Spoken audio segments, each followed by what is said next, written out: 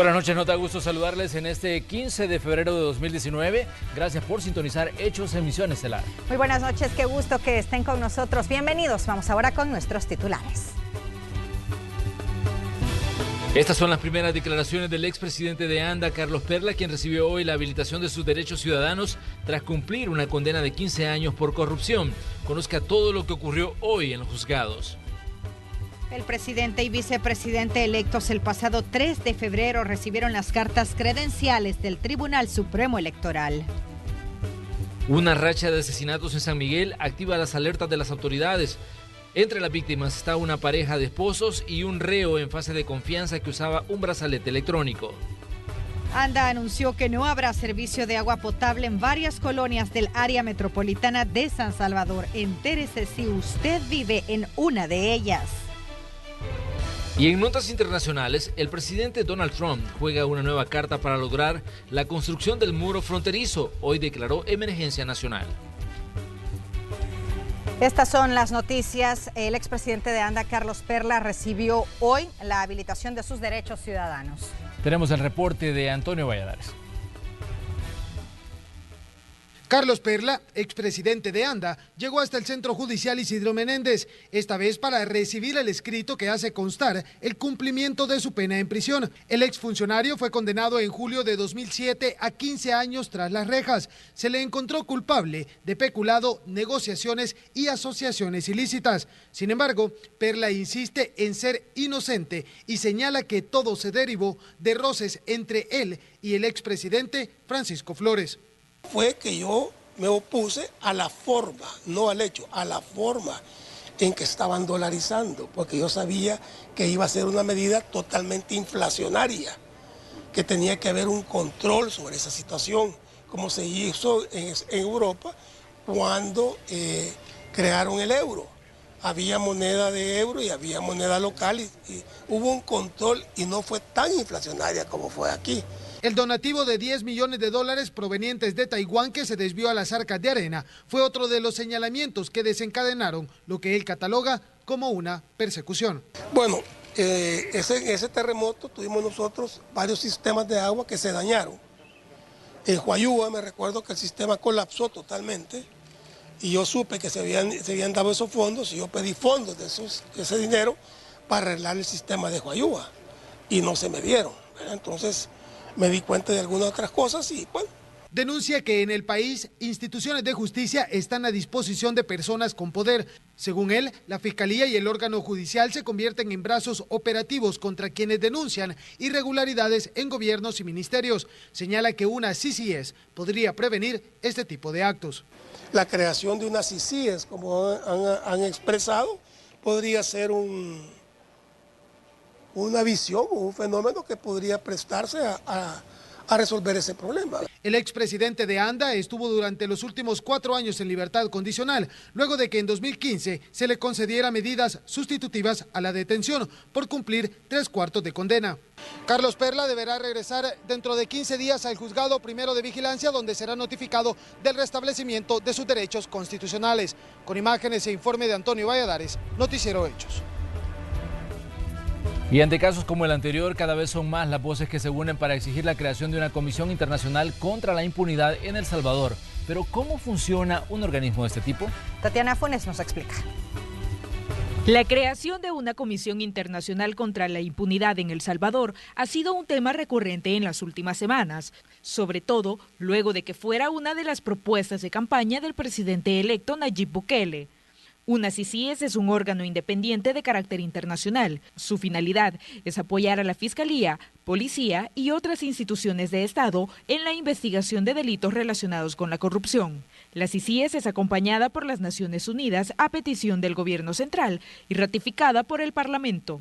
El ejemplo más cercano es el de Guatemala. En el vecino país, la comisión fue creada el 12 de diciembre de 2006 y fue aprobada posteriormente por el Congreso de la República de Guatemala el 1 de agosto de 2007, pero el presidente Jimmy Morales decidió ponerle fin de manera unilateral el 7 de enero de 2019.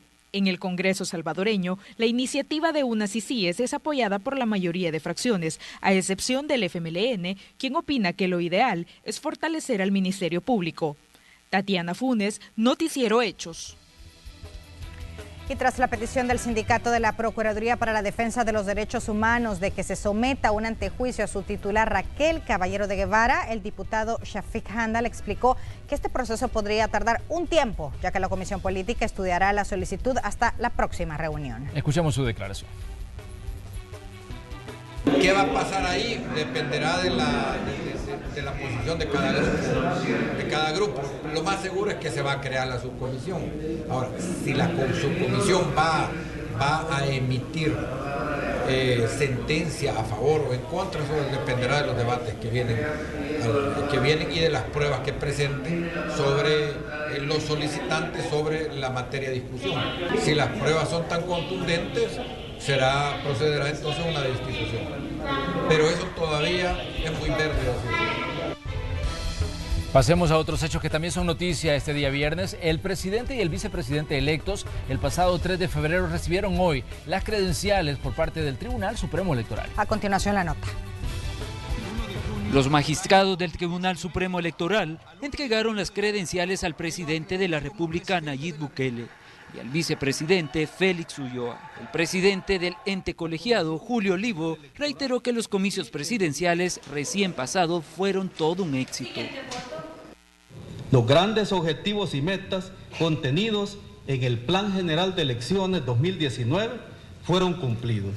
Y esto no lo dicen los magistrados y magistradas que me han acompañado en este apostolado por la vida, sino que lo han afirmado expertos electorales y los representantes de misiones de observación. Al evento acudió el presidente de la República, Salvador Sánchez Serén, y representantes de la Asamblea Legislativa. Serén felicitó a su sucesor con un gesto que marcó el inicio de la etapa de transición. Quien se dirigió a la prensa fue el secretario general del partido Nuevas Ideas, quien reiteró que Bukele es quien nombrará a los miembros de su gabinete y descartó el pago de cuotas partidarias. Quiero dejar claro una cosa, aquí no hay cuotas partidarias. Cuando usted dice le corresponde a Gana o le corresponde a Nuevas Ideas, cualquier puesto, ¿no? Yo ya les expliqué el tipo de perfil que necesitamos para los puestos. No solo son cuotas partidarias. Y el único, exclusivamente, no es que si le corresponde a Gana o le corresponde a Nuevas Ideas.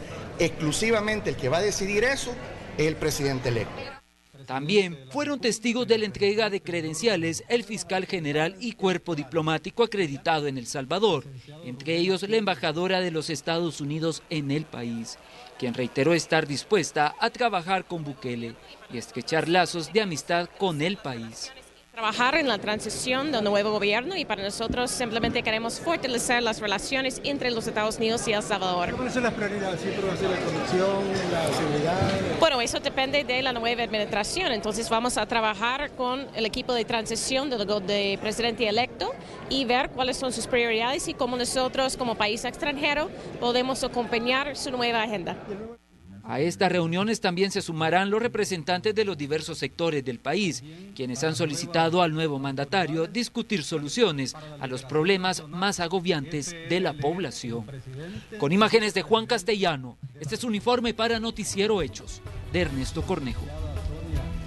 Por su parte, Walter Araujo afirmó que no está interesado en algún cargo público dentro del nuevo gabinete del gobierno de Nayib Bukele, ni mucho menos ser su asesor político.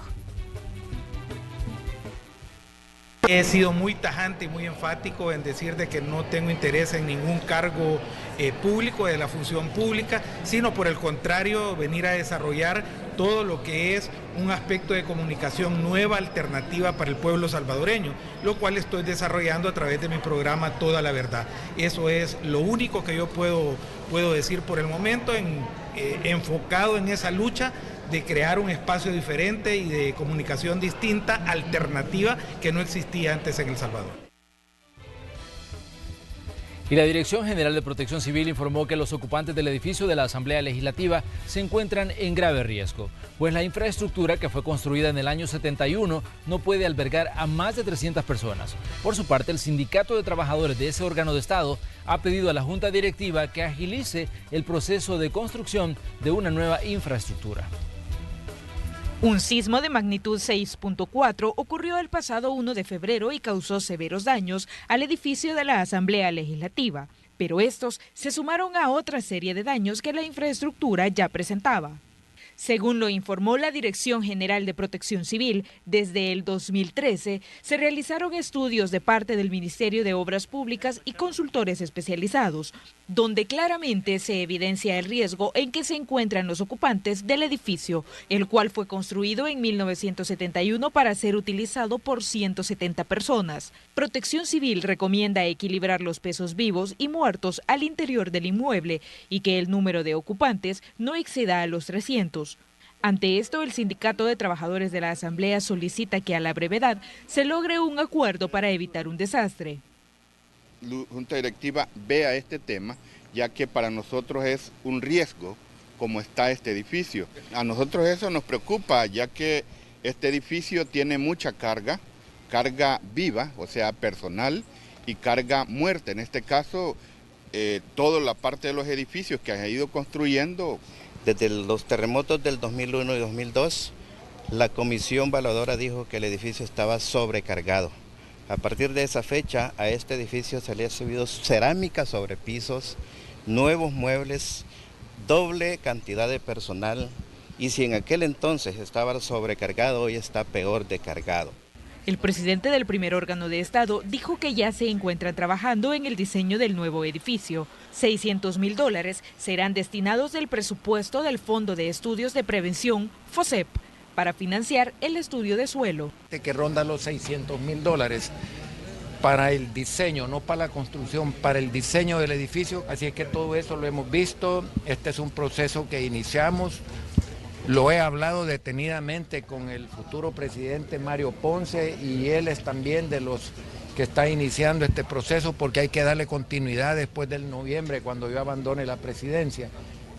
El país se encuentra ubicado sobre el cinturón de fuego del Pacífico, razón por la cual el territorio es vulnerable a constantes sismos que podrían ocurrir en cualquier momento. De ahí la urgencia de una nueva construcción que no ponga en peligro la vida de quienes trabajan y utilizan los servicios del órgano legislativo.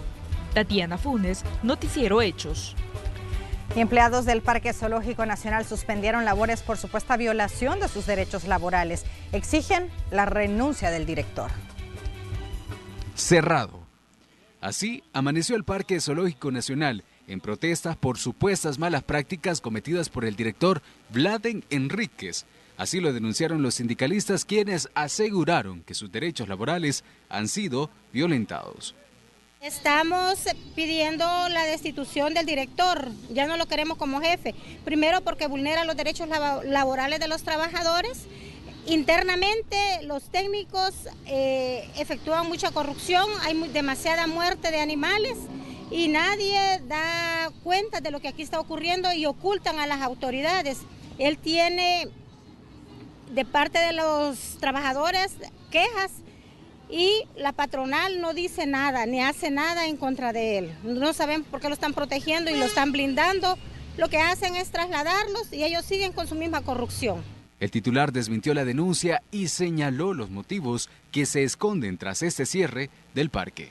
¿Qué es lo que ha sucedido? Que hay un señor, que hay un compañero del sindicato, que él no quiere acatar estas instrucciones que los resto de compañeros sí trabajan. Entonces se les compensa de acuerdo a la ley y de acuerdo a las instrucciones giradas por Recursos Humanos del Ministerio de Cultura.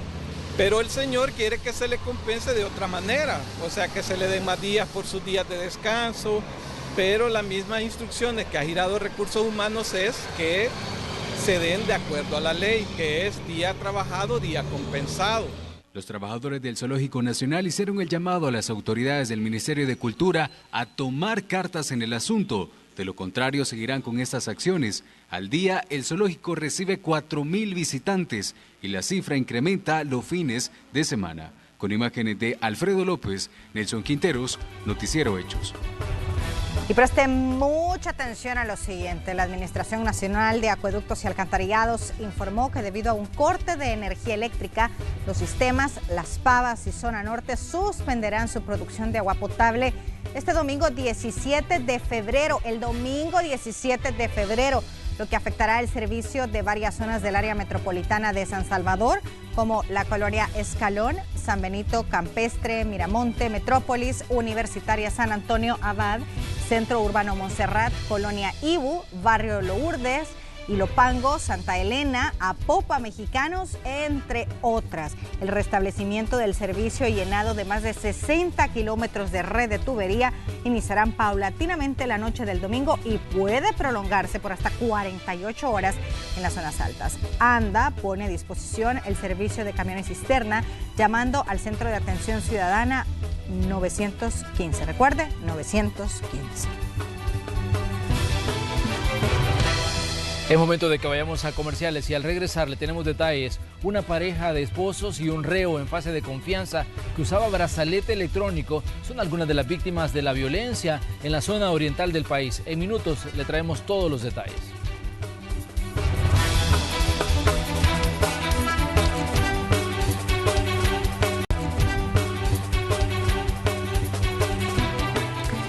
Gracias por continuar con nosotros. En San Miguel se vivió toda una jornada violenta esta madrugada. Algunas de las víctimas son una pareja y un reo en fase de confianza que usaba brazalete electrónico. TVM con el informe. Luego de una relativa calma en los hechos de violencia en San Miguel, en cuestión de horas al menos 4 asesinatos se perpetraron durante la madrugada del viernes. Una pareja de esposos fue asesinada en el caserío El Rebalse del cantón Miraflores. Según información preliminar, sujetos vestidos de negro y simulando un operativo policial ingresaron a la vivienda de las víctimas y las ejecutaron con armas de fuego. Las víctimas fueron identificadas como Héctor Israel Leusel, de 35 años, y Arlinda Maricela Hernández Munguía, de 28, ambos vinculados a pandillas. Estas personas fueron identificadas o mencionadas que pertenecían la primera al nombre de Marisol Hernández, de 28 años, y Héctor Israel Leusebio. A 100 metros de prolongación de la primera escena, en donde Héctor Antonio Quintanilla López, de 22 años, también había sido ultimado a tiros. Cuando le dijeron salite para afuera, y él me dijo, le estaba cayendo un calcetín, se lo puso, eso sí lo vi, se lo puso, y dijo él, ya voy varón, porque él solo así le decía a los agentes, porque nosotros pensando que eran policías. Y luego lo sacaron, y yo cuando escuché que le dijo hincate, y ya mi abuela y mi abuelo estaban afuera, nos empezaron a insultar y que se metieran para adentro. Y ellos le dijo que cerraran la puerta y mi abuelo solo cerró este y dejó este. Ellos jalaron el balcón, creo. Y cuando escuché el primer balazo, que se lo dieron y ahí los otros, ya pues, pero antes de los balazos le dijeron a él que si él había estado detenido, y él dijo que sí, pero gracias a Dios ya estaba terminando el proceso. Según la PNC, la tercera víctima recientemente había salido del penal de Barrios y portaba un brazalete electrónico. Las autoridades policiales no descartan que detrás de los sangrientos ataques se encuentren delinquiendo una estructura de exterminio. Ese tipo de operaciones las realizan tanto los grupos irregulares armados y también las pandillas mismas. O sea, llegan a las viviendas, llevan un objetivo en particular, los separan y es a quien asesinan. Con imágenes de José Zelaya, informó Gabriel Morales. Y el ministro de Justicia y Seguridad, Mauricio Ramírez Landaverde, se refirió a uno de estos casos, específicamente al que murió, o en el caso en el que murió Héctor Quintanilla López, quien por orden de un juez portaba un brazalete electrónico, pese a residir en una zona asediada por las pandillas y a tener un posible vínculo con esas estructuras. En este caso, la víctima es un miembro de la estructura delincuencial que ella opera, y hace pocos meses pues salió él del centro penitenciario en el que se encontraba. Aún por determinar la causa o el móvil de este caso, sin embargo, estamos ante un hecho muy probable, a falta de que se continúe la investigación, que la misma estructura a la cual él pertenecía se hubiera cometido este hecho. Actualmente los jueces tienen la posibilidad de ordenar su uso en cualquier caso, y en función de ello el juez que le otorgó a esta persona el uso del dispositivo, pues se fundamentó en ello. Es decir, es un procedimiento que estaba correcto. Las autoridades de seguridad visitaron el Centro Judicial Isidro Menéndez para explicarle a los jueces el uso de los brazaletes electrónicos a fin de reducir el hacinamiento carcelario. Los detalles en la siguiente nota de la periodista Iliana Leiva. Desde diciembre del año 2017, en El Salvador se inició con la colocación de los brazaletes electrónicos para los reos que, según el Consejo Criminológico, han cumplido las 2/3 partes de la condena, que demuestran buena conducta y se han incorporado a los programas de rehabilitación y reinserción. De los 2.800 brazaletes disponibles, solo 300 han sido colocados. Para incrementar su uso, el ministro de Justicia llegó hasta los juzgados de paz de San Salvador para explicarle a los jueces cómo funcionan estos medios de vigilancia electrónica y aclarar cualquier duda. Aquellos tribunales que han impuesto ya el uso de estos dispositivos están bastante satisfechos con su empleo. Sin embargo, hay muchos otros que todavía están, digamos, en esa etapa de adaptación, es decir, el sistema ha respondido, está funcionando, no ha presentado fallas en su operación y está cumpliendo con las responsabilidades de verificar las medidas que los jueces imponen. El uso de los brazaletes electrónicos ayuda a reducir el hacinamiento carcelario, además reduce los gastos para el Estado. De lo que representa la alimentación, la salud, la seguridad y otras necesidades de tener a estas personas privadas de libertad. De los 300 reos que han sido beneficiados con el uso de estos dispositivos electrónicos, varios de ellos han violado las restricciones que implica portarlo, arriesgándose a volver al régimen carcelario. Si un portador trata de dañar el equipo, hay una alerta que se genera y hay un procedimiento que se pone a andar. En este caso, de ser necesario, que la Policía Nacional Civil llegue y pues prevenga esa situación. Y también hemos respondido a alertas de todo tipo, por ejemplo, casos que las personas intentan salir del país. Las autoridades esperan implementar el uso de los brazaletes en los casos de violencia intrafamiliar, una decisión que aún no ha sido aprobada por la Asamblea Legislativa. Por el momento, la inversión en estos medios de vigilancia electrónica asciende a los 4.7 millones de dólares. Y en un futuro, se espera contar con al menos 10.000 brazaletes más. Con imágenes de Eric Alfaro, Iliana Leiva, Noticiero Hechos. Un hombre identificado como Víctor Manuel Fuentes Méndez, alias El Demonio, fue capturado por las autoridades en el departamento de Sonsonate. Este presunto pandillero está siendo acusado del homicidio de la agente Vilma Aide Quesada. El hecho ocurrió el pasado 17 de diciembre de 2018 en la colonia Santa Rita de Santa Catarina, Mazahuat, en Sonsonate. Además del homicidio de la agente, también se le atribuyen los delitos de extorsión y organizaciones terroristas. Y operativos realizados en diversas comunidades de San Salvador dejaron más de 30 capturas. Los detenidos fueron presentados a la prensa por las autoridades.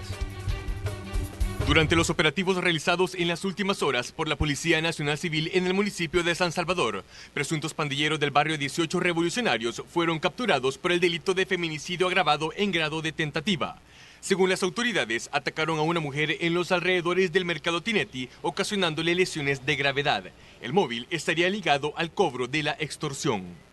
Le ocasionaron lesiones graves con intención de asesinarla, pero afortunadamente la señora fue rescatada a tiempo y en el seguimiento e investigación que se hizo del caso se logró detener a estos 3 sujetos, identificándolos como los hechores de este feminicidio en grado de tentativa. Presentó hematomas, incluso un sangramiento que le ocasionaron, la golpearon en la cabeza, también tenía lesiones en el cráneo, pero afortunadamente la señora ha sobrevivido y la investigación sigue su curso.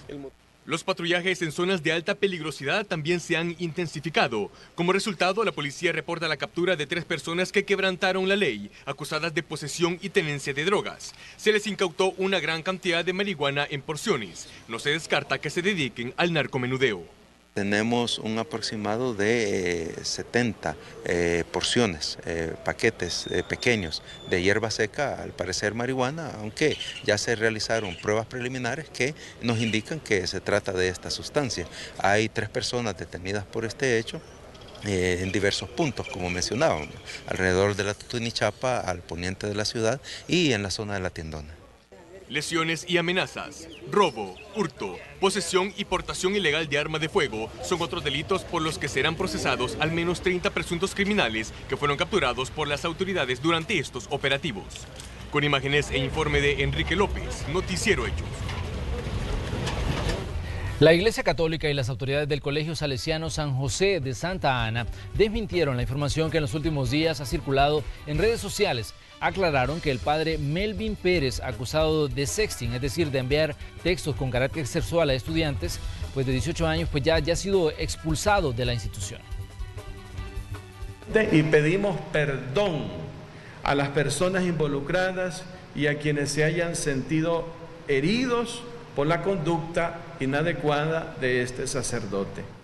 El director del Colegio San José de Santa Ana, William Argüello, se refiere al padre Melvin Pérez, quien en noviembre del año anterior fue denunciado por supuestamente enviar mensajes de contenido sexual o erótico a un estudiante de 18 años. Así lo denunciaron los padres de familia. De inmediato, según el director del Colegio Salesiano, se tomaron medidas a todo nivel. La Iglesia Católica y dentro de ella la institución salesiana tiene un protocolo que fue inmediatamente suspender al sacerdote de todas sus actividades, lo que se conoce como suspensión ad divinis. Y se apertura el proceso de investigación, de recopilación de datos, de evidencia, para ver pues la veracidad de los mismos hechos. El padre Melvin Pérez fue expulsado del colegio y su ingreso a la institución está prohibido. A la fecha, las autoridades salesianas no han recibido evidencia de que el sacerdote pasó del sexting a una relación sexual con el estudiante. Pues la evidencia presentaba fotos y un video donde el sacerdote aparecía solo. Por lo tanto, no tenemos ninguna evidencia donde el sacerdote esté acompañado o que hayamos recibido alguna información o evidencia de que ha tenido relaciones con algún menor de edad. Como lo han afirmado ya varios medios digitales, no nos consta, no tenemos pruebas, no tenemos testimonios, no tenemos evidencia. Por ahora, el padre Melvin Pérez está en Guatemala, país en el que se ubica la sede central de la diócesis salesiana, donde se realiza el juicio eclesiástico en su contra. Está alejado de toda actividad en la que pueda tener contacto con jóvenes y niños. En el país aún no ha sido presentada ninguna denuncia ante la Fiscalía General de la República. Hacemos un llamado a toda la población a denunciar los casos en que se violente la seguridad de un menor en cualquier circunstancia y seguimos firmes en nuestra labor de formar buenos cristianos y honrados ciudadanos en ambientes de armonía y confianza. Un informe de Carolina Menjívar para Noticiero Hechos. Vamos a una nueva pausa comercial, pero en minutos hablaremos del incremento de casos de fiebre tifoidea en el país y cómo puede evitarla. Los detalles de estas y otras informaciones más adelante. Quédese con nosotros.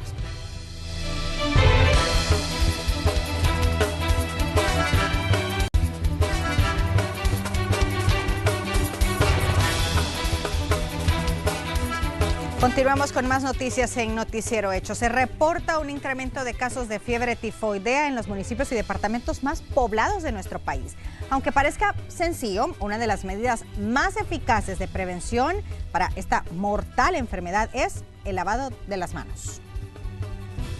Aunque el aparecimiento y afectaciones de la fiebre tifoidea no es nueva en el país, en las últimas semanas se han incrementado los casos de esta enfermedad contagiosa y en muchas ocasiones mortal, si no se trata adecuadamente y a tiempo. Pero hoy lo que sucede es que esta bacteria como que se ha vuelto, además de muy agresiva para los niños, para los adultos, no respeta edades, dolor de cabeza intenso, fiebre continua persistente, dolor de cuerpo, agotamiento, adinamia en la fase inicial, que se puede confundir con cualquier otra enfermedad. Puede haber sangramiento de nariz, sudoración excesiva que lo puede deshidratar. La deshidratación no solo va a estar por la fiebre que deshidrata, por la sudoración que tiene, sino que por la diarrea.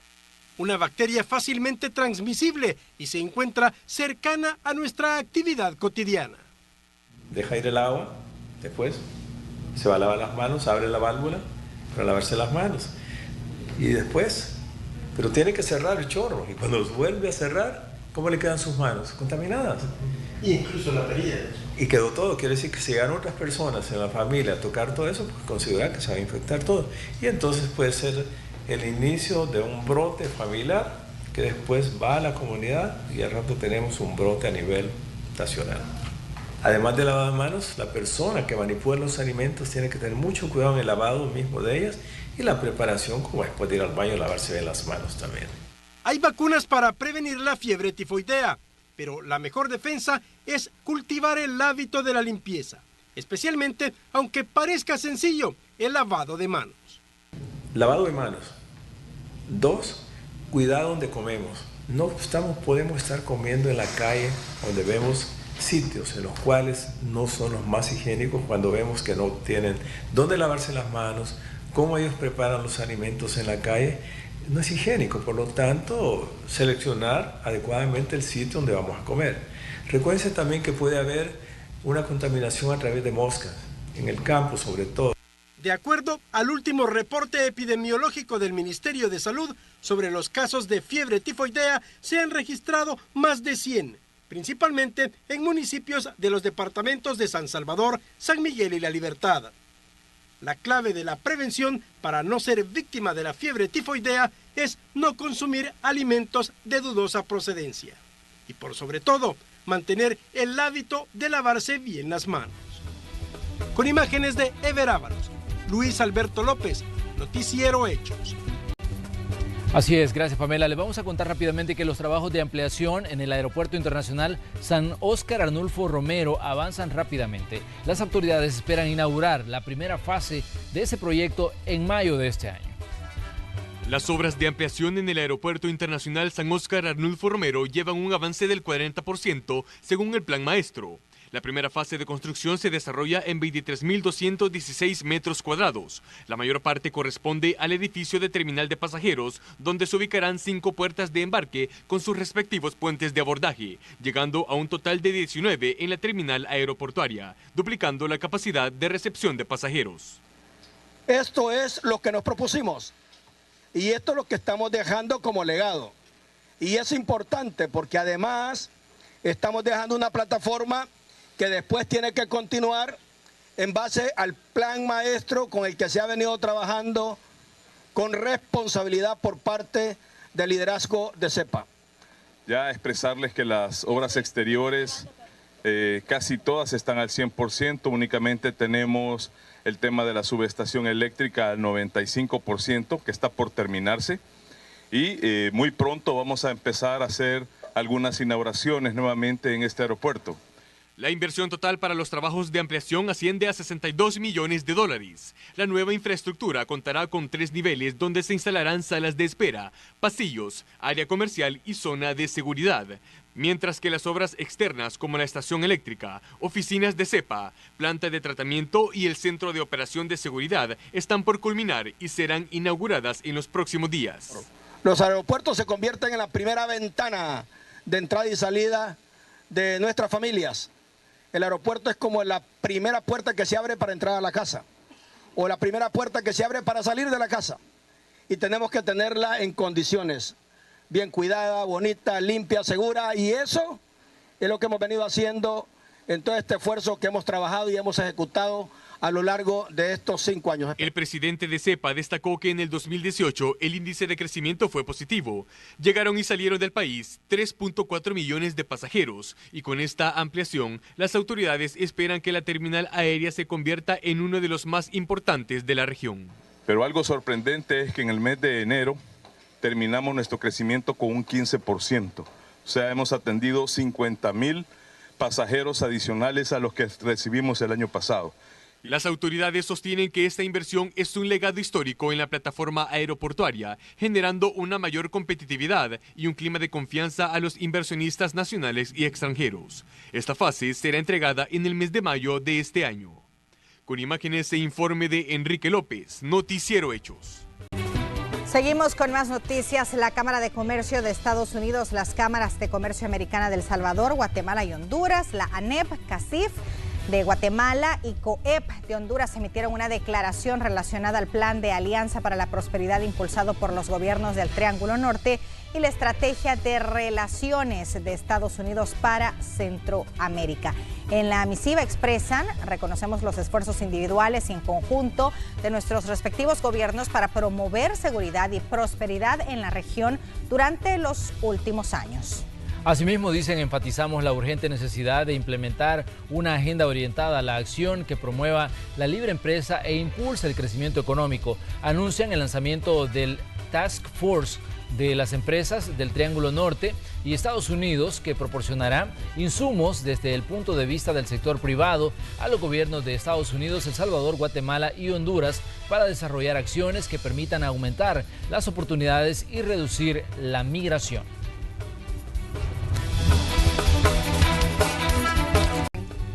Vamos ahora con otras noticias que tenemos en un resumen. El presidente Salvador Sánchez Serén asistió a la ceremonia de entrega de credenciales por parte del Tribunal Supremo Electoral al presidente y vicepresidente electos en las pasadas elecciones del 3 de febrero. Para realizar una transición ordenada y con transparencia, el presidente conformó una comisión especial encabezada por el vicepresidente y secretarios de la presidencia. El presidente Sánchez Serén solicitó de manera oficial a la presidenta de la Corte de Cuentas de la República, Carmen Elena Rivas, la participación de la institución Contralora en el proceso de transición al nuevo gobierno. El jefe de Estado recibió a la presidenta de la Corte, donde abordaron detalles sobre la participación del ente Contralor en este proceso. El vicepresidente Óscar Ortiz destacó los avances realizados en los últimos años en el Aeropuerto Internacional de El Salvador, Monseñor Óscar Arnulfo Romero, para convertirlo en la plataforma logística de la región. Este viernes se realizó un recorrido por la fase 1 de la ampliación del aeropuerto para constatar los avances de esta obra de $62 millones. Por nuestra parte, muchísimas gracias por habernos acompañado. Les deseamos que tengan un excelente fin de semana y que nos sintonicen el día lunes a las 8 de la noche.